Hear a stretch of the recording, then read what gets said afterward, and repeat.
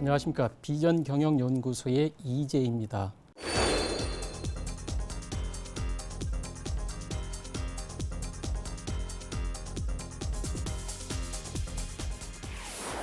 오늘의 강의 주제는 나의 가치를 높여주는 성과관리입니다. 말씀드릴 순서는 성과에 대한 정의하고 성과를 결정짓는 요인들에 대해서 말씀을 좀 드리겠습니다. 그리고 바람직한 성과가 갖춰져야 될 조건, 마지막으로 성과 관리의 절차와 방법에 대해서 말씀을 좀 드리도록 하겠습니다. 자, 먼저 우리 이제 성과 그러는데 성과란 무엇인가에 대해서 우리가 좀 살펴봐야 될 것 같습니다. 여러분들이 일을 갖다 가장 잘 해냈을 때의 모습이 뭐죠? 여러분들이 이제 성과가 뭐냐 이거죠, 그죠? 자, 우리는 어쨌든 성과에 대한 정의가 명확히 이루어져야 될 것 같습니다. 제가 내린 성과에 대한 정의는 업무 활동의 바람직한 결과다. 이렇게 이제 정의를 내리고 있습니다. 여기에는 세 가지의 속성이 있습니다. 하나는 이제 업무 활동이라는 건 뭐냐면은 업무의 결과뿐만 아니라 그 과정도 매우 중요하다는 의미를 담고 있습니다. 중요하다는 얘기. 결과뿐만 아니라 과정 자체도, 그죠? 두 번째 이제 바람직해야 된단 말이죠, 그죠? 업무 결과가 바람직해야 됩니다. 과정도 바람직해야 돼요. 이 얘기는 두 가지 의미를 가집니다. 성과라는 거는 가치 지향성을 가져야 된다는 겁니다. 가치 지향성이라는 건 뭐냐면은 사회 공헌이라든지 기업 윤리, 규범 이런 데 어느 정도 맥락을 맞춰줘야 된다는 얘기입니다. 아무리 성과가 좋아도 사회의 일반적 통념상에 위배되면은 바람직하지 않다고 볼 수가 있다는 얘기입니다. 두 번째 얘기는 한목적성입니다. 한목적성이란 건 뭐냐면은 개인의 성과는 팀의 성과는 그 상위 조직의 성과하고 정렬이 돼야 됩니다. 맥락을 같이 해야 된다는 얘기입니다. 다시 말씀드려요. 내가 잘 되기 위해서 팀이나 부서, 조직에 해를 끼치면은 그건 바람직한 성과가 아니지요. 한목적성입니다. 또 하나, 또 조직의 전략이라든지 방침 이런 거하고 연계가 되어 있어야 된다는 얘기입니다. 마지막으로 이제 결과, 우리가 일반적으로 얘기하는 성과겠죠, 그죠? 결국은 기업의 생존, 또 조직의 생존을 위해서 구체적으로 경영 관리 활동의 결과, 즉 비즈니스 리절트가 있어야 됩니다. 어쨌든 성과를 다시 한번 정의를 드리자면은 업무 활동의 바람직한 결과이다라고 이렇게 개념 정립을 하면 되겠습니다. 그럼 이러한 성과는 뭐에 의해서 결정이 되느냐? 역시 세 가지에 의해서 결정이 됩니다. 하나는 목표의 명확성입니다. 그 다음에 명확성뿐만 아니라 균형된 목표여야 됩니다. 균형이 자리 잡아야 됩니다. 두 번째는 역량에 의해서 결정이 됩니다. 이 역량이라는 것은 뭔가 직무를 수행할 수 있는 능력뿐만 아니라 일을 할 수 있는 의욕이 있어야 됩니다. 그죠? 즉 역량이라는 것은 능력과 의욕에 의해서 결정이 됩니다. 당연히 성과를 내기 위해서는 일을 할 수 있는 능력과 일을 해내고야 말겠다는 신념과 의지가 있어야 되겠죠. 그죠? 또 하나 성과를 결정짓는 요소는 환경적인 요소입니다. 뭐 거시적인 환경을 제외하고라도 조직에서 있는 미시적 환경 요소도 많이 좌우하죠. 얼마나 많은 경영 자원이 있느냐, 자원이 얼마나 물적 인적 자원이 지원되느냐라는 거하고, 또 하나는 일을 추진하는 과정 중에서 점검, 팔로우 시스템이 있느냐의 여부, 그 다음에 성과에 따른 보상이 좀 공정하게 이루어지느냐의 여부, 이런 요소에 의해서 결정이 되겠죠. 즉 성과는 목표, 역량, 그리고 뭐요? 네, 환경에 의해서 결정이 됩니다. 자, 그러면은 바람직한 성과가 갖춰져야 될 요건을 아까 우리가 균형이라고 했습니다. 균형의 의미는 뭐냐면은 과정과 결과 간의 균형을 맞춰라. 또 단기와 중장기 목표 간의 균형을 맞춰라라는 얘기고, 또 하나는 재무 목표와 비재무 목표 간의 균형을 맞춰라는 얘기입니다. 이 얘기의 이면에는 옛날에는 그렇지 않았다, 즉 균형이 맞춰져 있지 않았다는 얘기입니다. 옛날의 기업 활동의 결과는 주로 결과 목표만 가지고 평가를 했다는 얘기예요. 옛날에 경영관리 활동의 결과는 주로 단기 목표에 초점이 맞춰졌다는 얘기입니다. 옛날의 경영관리 활동의 그 목표는 주로 재무 목표에 초점이 맞춰져 있다는 얘기입니다. 이렇게 좀 한쪽에 편중되다 보니까 여러 가지 경영관리의 병리 현상이 나타났으니 그러지 말고 균형을 맞춰라라는 얘기입니다. 자, 그러면은 균형을 맞춘다는 게 무슨 의미냐? 일반적으로 경영학에서는 4개의 관점의 목표를 세우고 그것을 관리하라고 얘기합니다. 자, 그럼 네 개의 관점 뭐냐면 첫 번째는 재무 관점입니다. Financial Perspective라 그러죠. 그죠? 주로 매출이든지 이익을 통해서 주주의 가치를 극대화하는 부분이죠. 그죠? 매출액 목표, 뭐 이익률의 목표 뭐 이런 얘기입니다. 또 하나는 고객 관점입니다. Customer Perspective에서 우리 내 외부 고객과 그 다음에 여러 이해관계자가 있을 거 아니에요. 그 사람들의 만족을 갖다가 주자라는 얘기입니다. 그래서 우리 뭐 고객 만족, 고객 감독 이런 얘기 많이 하지 않습니까? 그죠? 또 하나는 내부 프로세서 관점입니다. 이거는 하는 일을 좀 효율적으로 하자는 얘기죠. 그죠? 그래서 효율적으로 하기 위해서 정책이라든지 제도라든지 규정이라든지 시스템이라든지 업무 개선을 갖다가 이루자는 겁니다. 이런 부분 당연히 관리해야 되겠죠.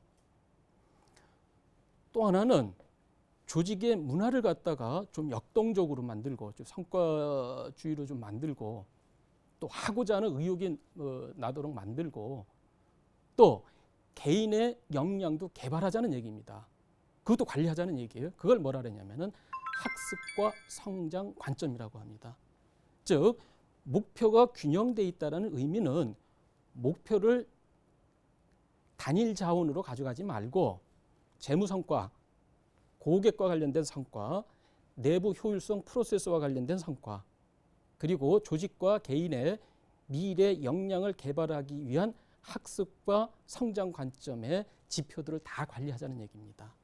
이 4개의 목표를 균형되게 관리하는 것이 전체 성과를 높이는 것이라고 이렇게 이제 판단을 한 거죠. 그죠? 그게 이제 밸런스의 개념입니다.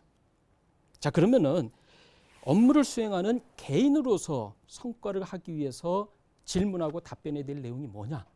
크게는 2가지입니다. 내 일은 뭐냐? 그리고 조직 내에서 나의 역할과 책임, 즉 아래라는 뭐냐를 갖다가 명확히 하는 거죠. 그죠? 2번째는 뭐냐면 내 성과를 측정하고 평가하는 구체적인 지표들을 뭘로 가져갈 거냐? 요거에 대한 고민이 필요한 거죠. 그죠? 첫 번째 들어보겠습니다. 나의 일과 아래나를 관해서 내가 왜 이 일을 하는가? 이 일에 대한 목적을 갖다가 명확히 고민해 보는 것도 제가 보기엔 되게 필요합니다. 일이라는 거 우리 인생에서 되게 중요해요. 그죠? 일단 돈을 벌어서 자식 교육시켜야 되고 집이라도 한 켠 마련을 해야 되고 그죠? 그 다음에 어쨌든 남한테 아쉬운 소리 안 하면서 살 수 있게끔 해야 될 거 아니에요. 그게 되게 일을 통해서 하는 겁니다. 즉 일이라는 거는 자기 인생의 많은 부분을 차지하고 또 가치 있게 하는 활동입니다. 되게 중요한 거죠. 그죠? 그러니까 이 일을 단순히 하는 게 아니라 왜 하는가에 대해서 가끔 역시 명확히 답변해야 될 것 같습니다. 일이라는 게 뭉뚱그려서 하지만 거기에는 많은 역할과 책임이 따릅니다. 그죠? 좀 세분화해 보면은. 그래서 구체적으로 내 일을 구성하는 역할하고 책임이 뭔가를 갖다 한번 쭉 명확히 분석해 보는 것도 필요할 것 같아요. 그 다음에 이걸 다 통해 가지고선 내 일을 한마디로 딱 정의하면 뭔가. 그래서 그것도 한번 간단한 문장으로 이렇게 답변을 해보면은 좋을 것 같습니다. 이게 한꺼번에는 안 됩니다. 계속 생각하고 써보고 마음에 들 때까지 문장을 가다듬고 하다 보면은 이 일을 내가 왜 하는지. 그 다음에 내 일을 한마디로 정하면 이거다. 그 다음에 이 일을 구성하는 역할과 책임은 뭐다라는 게 이렇게 깔끔하게 나올 것 같아요. 이 작업도 제가 보기에는 필요합니다. 2번째, 그러면은 내가 정말 바람직한 성과를 내기 위해서 좀 균형된 목표를 가져가야 되는데 첫 번째 이거죠. 나 일을 통해서 어느 정도의 재무 이익을 실현할 거냐. 매출 목표, 이익 목표 가져가야 되겠죠. 이거 재무 관점이었었다고 그러죠. 그죠? 그다음에 내 고객이 누구냐? 내부 고객, 외부 고객이 누구고 그 사람들, 즉 고객들은 나한테 일을 통해서 무엇을 원하느냐, 어떤 가치를 제공하길 원하느냐, 뭐 이런 거 고객의 니즈를 파악을 해야 되겠죠. 그죠? 세 번째는 내 일을 지금보다 더 효율적으로 할 수 있는 방법은 없을까? 끊임없이 고민해야 되겠죠. 이게 내부 프로세스 관점입니다. 마지막으로 앞으로 일을 더 잘 해내야 돼요. 그죠? 내 가치를 꾸준히 올려가야 됩니다. 이게 학습과 성장 관점의 지표죠. 그죠? 그래서 내 직무 능력 또 의욕을 개발하기 위해서 나는 무엇을 해야 될 것이냐. 한 4가지 정도의 관점에서 고민을 해보고 거기서 중요하고 중요한 사항부터 내가 이제 우선순위 결정해야 되겠죠. 그죠? 그래서 그럼 뭘 할 거냐. 그러한 목표를 달성해서 뭘 해야 될 것이냐. 이거에 대한 명확한 자기인식이 필요합니다. 누구나 다 생각은 가지고 살아갑니다. 그러나 생각만 할 게 아니라 그거에 대한 명확한 답을 끊임없이 탐색하고 명확화함으로 해서 다시는 그런 고민 안 하는 게, 그죠? 안 하는 게 필요하지 않나 생각이 들어갑니다.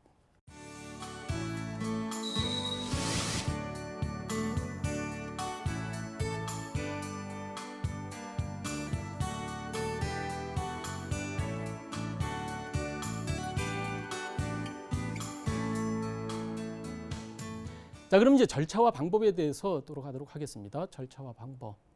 일반적으로 업무 절차는 플랜 투 C. 그래서 이걸 매니지먼트 사이클이라고 하는데 성과 관리 사이클도 동일합니다. 플랜, 계획을 세워야 되겠죠.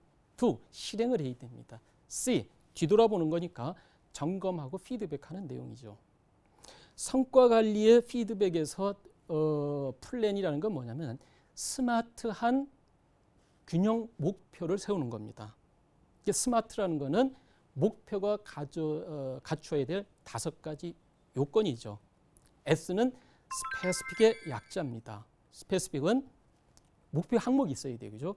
구체적인 달성 목표 항목이 있어야 됩니다.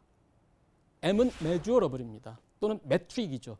수치, 계량화되어야 됩니다. 즉 측정하고 평가할 수 있는 수치 자료, 즉 계량화가 필요하다는 얘기입니다. 그 다음에 A는 attainable 또는 available이라고 합니다. 실현 가능해야 되겠죠. 그죠? 현재의 자원을 토대로 해서 어느 정도 실현 가능한 목표가 수립이 되어야 된다는 얘기입니다. R은 relevant의 약자입니다. relevant라는 것은 관계가 있는 일이라는 얘기입니다. 그러니까 이거는 역시 상위 목표 또 다른 부문과 또는 전략과 연계되어야 된다는 얘기입니다. 그죠? 그래서 이게 이제 한목적성이라고 일단 아까 말씀을 좀 드렸던 것 같아요. 그죠? 마지막으로 T는 타임 바운드의 얘기입니다. 시간 제한적. 다시 말씀드려서 목표 달성 시간, 그 다음에 엔딩 타임뿐만 아니라 마감 시간뿐만 아니라 중간에 분기별 목표, 즉 중간 목표도 역시 필요하다라는 내용입니다. 이걸 좀 구체적으로 설명하면 SMT는 필수 요건입니다. 즉 Specific, Measurable, Time Bound는 기본적으로 반드시 갖춰져야 될 요건입니다.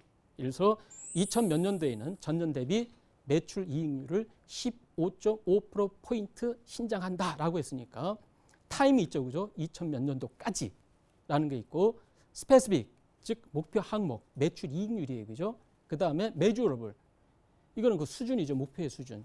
15.5%포인트 신장 이렇게 되는 거죠. 그죠? 네, 이와 같이 SMT는 기본적으로 목표가 갖춰져야 될 필수 불가결한 요소입니다. AR은 이러한 설정된 목표가 타당하냐를 결정하는 질문입니다. 그래서 A는 attainable이죠. 그죠? 목표 간의 우선순위가 있고 지나치게 많지 않느냐라는 관점. 대개 2-3개 정도로 가져갑니다. 그죠? 많게는 뭐 5가지 정도까지 가져가는데 일반적으로는 3개 정도가 적합하지 않나라고 생각을 좀 합니다. 목표 달성에 필요한 자원, 우리가 일반적으로 봤을 때 이제 3M이라 합니다. 그죠? money, 자본이죠. man, 인적 자원, material, 물적 자원이죠. 그다음에 이제 시간도 요즘은 이제 중요한 자원으로 돼 있습니다. 돼 있어요. 이런 걸 이제 가지고 있냐 이 얘기죠. 또 하나는 목표 달성에 필요한 역량을 가지고 있느냐. 이걸 이제 체크해야 된다는 얘기죠. 그다음에 R은 롤레번트의 약자입니다. 롤레번트라는 거는 회사의 상위 부문 목표, 다른 팀의 목표하고 서로 상충하지 않느냐, 그 점검해야 된다는 얘기입니다. 끝으로 다른 팀에서 비슷한 과제를 갖다가 수행하고 있지 않은지 이것도 살펴봐야 됩니다. 사실은 현실에서는 이런 상충 현상들 많이 발생하고 있지요. 어쨌든 플랜 단계에서 필요한 거는 스마트한 균형 목표의 설정이다 이렇게 보는 거죠. 두 단계에서는 일단은 효과성입니다. 효과성. 가치 있는 일을 하자라는 내용입니다.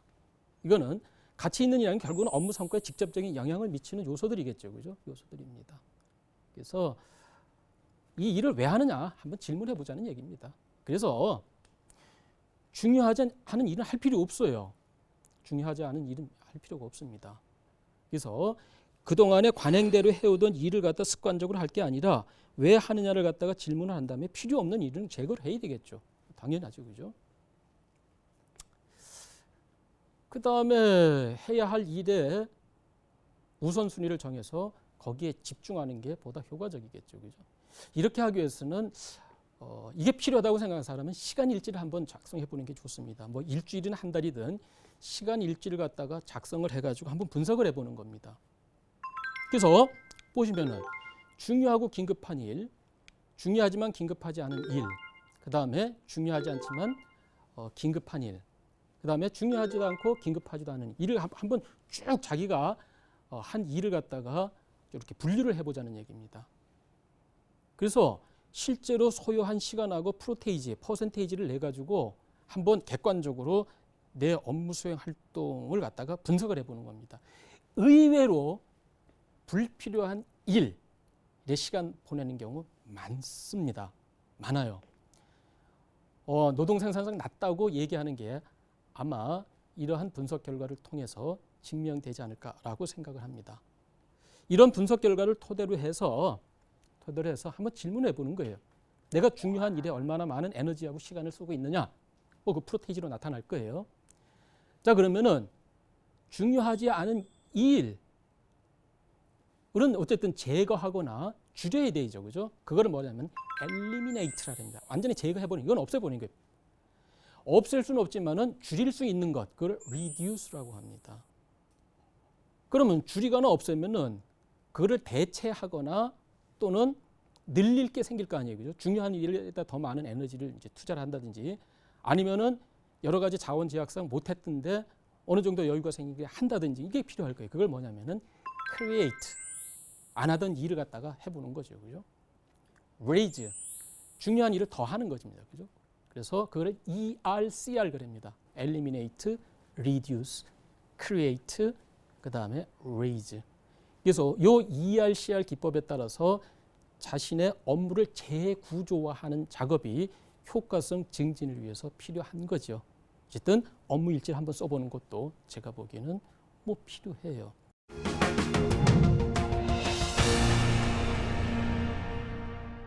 두 번째는 효율성입니다. 효율성이라는 것은 같은 목표를 달성하기 위해서 적은 자원을 갖다가 투입할 수 있는 거죠. 더 적은 인력, 더 적은 시간, 더 적은 자본을 써서 동일한 성과를 내는 것, 이걸 갖다가 효율성이라고 합니다.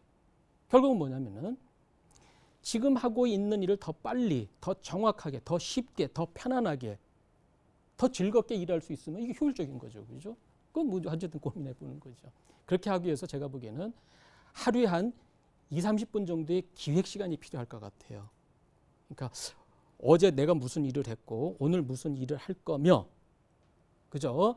어떻게 할 것이다라는 걸 갖다 좀 어느 정도 하루에 일을 기획을 하고선 업무에 임하는 게 필요하지 않겠는가라는 생각입니다. 그래서 아침에 그냥 커피 마시면서 하루 20-30분 정도의 일을 갖다가 기획하는 시간을 갖다 두는 것.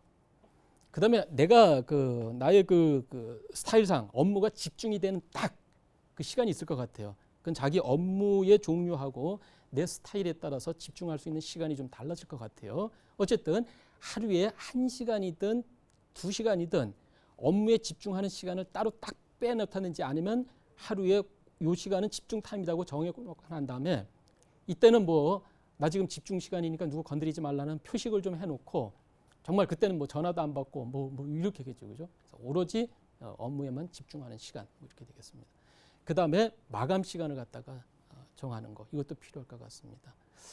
그 다음에 또 하나는 자료가 어딘지 몰라가지고서 헤매는 경우가 많습니다. 그래서 노하우도 중요하지만은 노웨어 시스템도 우리가 만들어 놓는 게 상당히 필요하지 않나라는 생각을 좀 해봅니다.